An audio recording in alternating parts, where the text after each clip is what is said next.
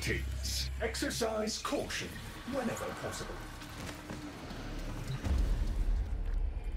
Zata. Truth. It began long before us. We who now live our perfect and dull, endless lives. It began long before these moon palaces and body markets hurling around our golden sun. It began long before our light coil thinkers, our radiation wars, our oil smoke. It began with us, the continuity and its twin, wanderlust. The need for unseen shores deep in our marrow. No judge, jester, queen, or king can escape this old blood. We are nomads, eternal. And when no ocean, mountain, or sky could contain us, our gaze hungered starward. Afar, they mocked us with their brittle light, winking and jeering like dangling iotons, forever out of reach, illuminating the truth. Immortal as we are, we die with the sun. That's where I come in.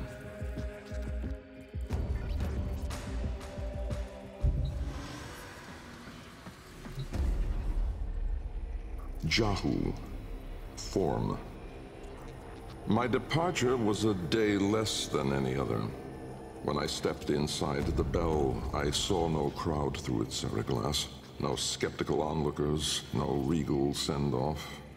They all had given up on me and my paradoxical formulations. The wasted years had all shown the void to be just that. Nothing. No energy, no entanglement, no form. To spacefaring ambitions, a dead end. On the day, my laboratory was mostly vacant of witnesses, most of all of expectation. Only my sluggish attendants, my sagacious Kavat, Kalimos, and of course my daughter.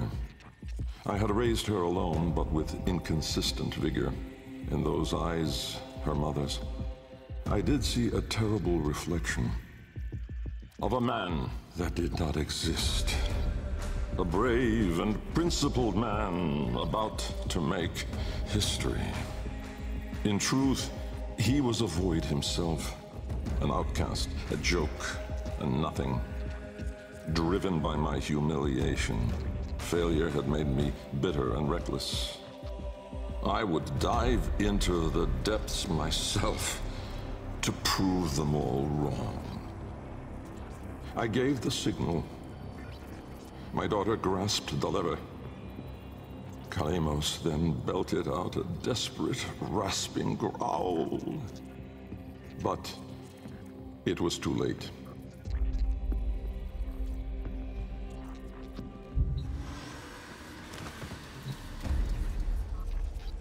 Vom, order.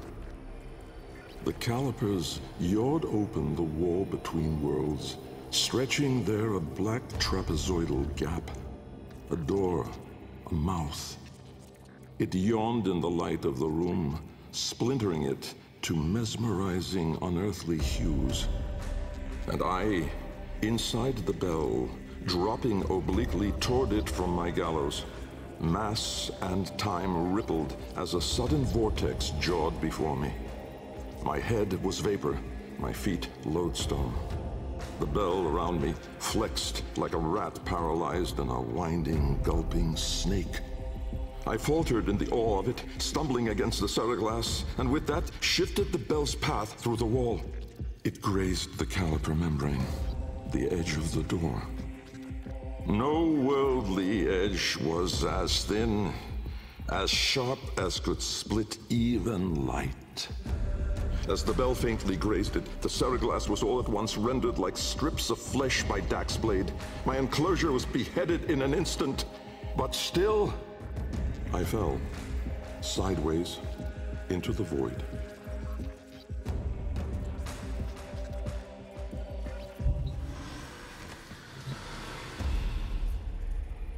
Thas, chaos. Death was on me, I was certain. I was face down, eyes clenched, my heart pulsing the last of its seconds, and my lungs burning the last of its air. A sudden nostalgia gripped me. I grasped desperately for memory of a storm just past, the fumbling pitch of a child's song. Yet all these thoughts seemed to steal away from my mind like smoke through a vent. I would die empty. I then became aware of another sensation, physical, a web of pain, needles itching into my arm. At once I realized I was alive. Laying in the bell's shattered ceraglass, I groped the ground, warm stone, the floor of my laboratory. So, I had never left. And so, I had failed. Again. I heard a crunch alongside me. Someone stepping through the shattered glass. With great shame, I gasped and rose my head to face my daughter above me. But as I opened my eyes, it wasn't her. It was me.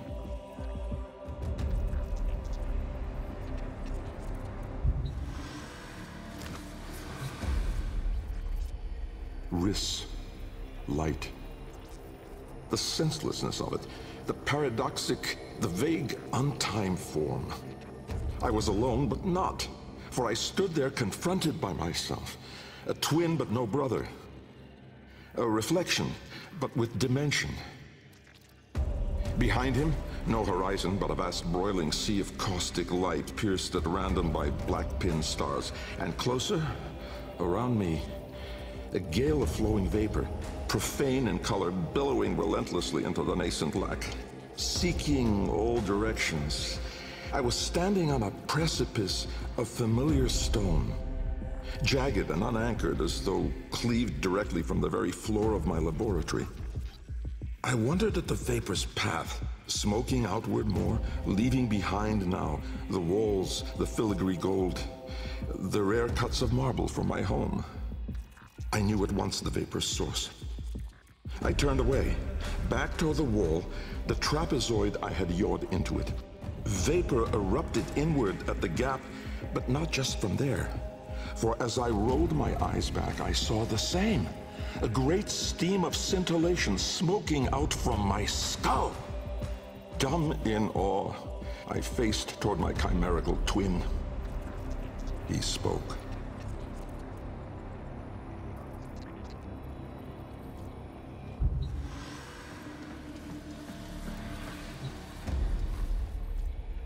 Kra, time. An old name, unspoken in the centuries since my mother reared me. A soft hiss, soothing as a viper's gaze. Little Bengal.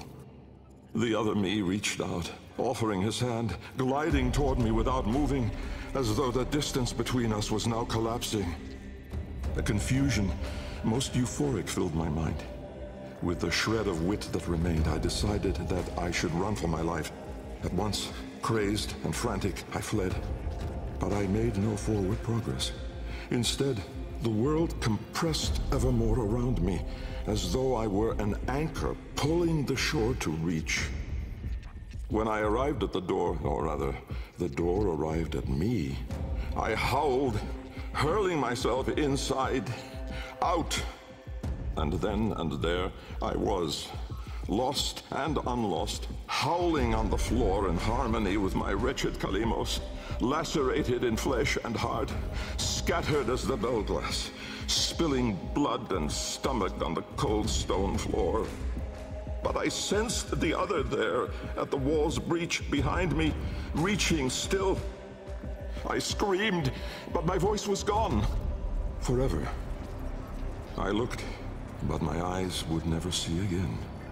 I swept my fist across the floor, snatching broken shards, and in gripping tightly, I filled my hands with ink.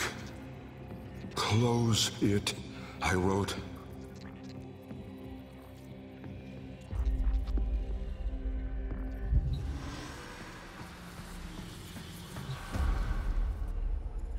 Netra. Decay. Time, to us, is all but conquered. Our sacred kuva moves us on to new skin. We numb to our daily, yearly trifles, and remedy those memories that bring lasting misery. With all our misdeeds, our excess, our indignity, we are haunted by nothing. But not for me, for with each passing day, there grew within a tumorous idea. It was minute in those early days, the pale reaching digits severed on the floor, studied with reverence, with greed. And it swelled larger in the latter days. The regal domes, the rail dedications, the unholy Zariman parade. I had put the stars within reach, but at what cost? I never spoke of him, that man trapped in the wall. And while there have been countless souls who have followed me through with their light skippers and field wave skins and very-eyed instruments, not a single one ever saw him. Me. And so it is that I will not take the kuva now, or ever again. This is the last skin I'm in. Because of this idea, that I cannot be sure that in all that smoked commotion, in all that panic and fear, in that bending light and blinding dark, was it I who escaped? Or the other?